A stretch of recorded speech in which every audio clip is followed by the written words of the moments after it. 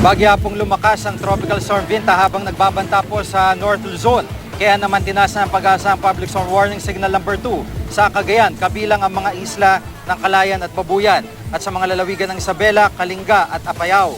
Signal number 1 naman sa Ilocos Norte, Mountain Province, Abra, Ilocos Sur, La Union, Benguet, Ifugao, Nueva Vizcaya, Quirino, Aurora, Pangasinan, Nueva Ecija at mga isla ng Batanes.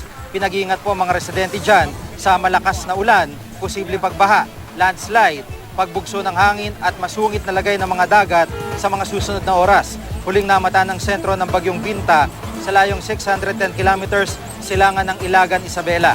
Taglay nito ang lakas ng hangin umabot sa 85 kilometers per hour at bugso na hanggang 100 kilometers per hour. Mas mabilis rin ang kilos nito pakanluran, hilagang kanluran sa 23 kilometers per hour. Sa taya ng ahensya, bukas ng gabi inaasahang maglalandfall ang Tropical Storm Vinta sa Isabela, Cagayan area.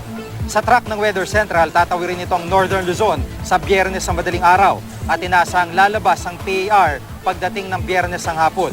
Dahil pa rin sa Bagyong Vinta, itinaas na ng Pag-asang gale warning sa eastern seaboard ng Southern Luzon.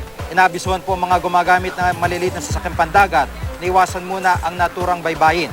Posible kasing umabot ng 5 metro ang taas ng alon dyan. Bukas magiging makulimlim ang paporin sa gitna at hilagang Luzon. Sa datos naman ng Weather Central, inaasahan din ang malakas na pagulan lalo na sa silangang bahagi ng Northern Luzon. Magiging mas maliwalas naman ang panahon sa iba pang bahagi nito. Magiging makulimlim ang papawirin sa Metro Manila bukas pero mananatili namang mababa ang tsansa ng ulan buong araw. Maliwalas hanggang sa bagyang maulap na langit ang mararanasan sa Visayas. Posible rin ang mahinang ulan sa ilang bahagi nito. Sa Mindanao hanggang sa katamtamang ulan at maulap na papawirin naman ang mararanasan sa riyon ng Soc Sargent bukas.